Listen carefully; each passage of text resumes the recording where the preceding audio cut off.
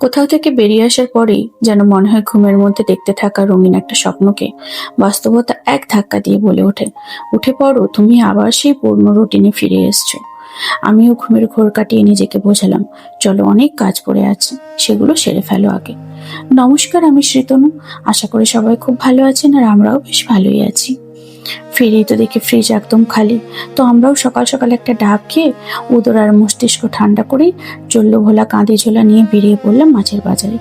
এখানে বাজার বলতে ওই আর কি, মলের মধ্যে সব আইসিং করা মাছ চিকেন রাখা থাকে। আর বাঙালি হয়ে নাকশিটকেও মাছের বাজারে গিয়ে ভালো মাছ কিনে দেখে আনতে পারার মধ্যে এক আলাদাই সার্থকতা আছে।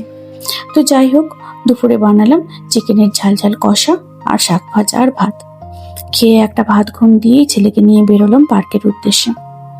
ছেলে তো সাইকেল দেখে বাবাকে বলে উঠলো, বাবা লেটস গো ফর সাইক্লিং। তো ওরা বাবা ছেলে মিলে সাইক্লিং এ চলে গেল। এর মধ্যে রাজদা আর অর্পিতা চলে এলো। এগুলো যদিও সব প্রিপ্ল্যান্ডই ছিল। মিশুক আর ত্রিশান সেম স্কুলে পড়ে, সেই সুবাদে ওদের বন্ডিংটাও বেশ ভালো। ওদের দুজন দুজনকে দেখেই তো ভীষণ আনন্দ।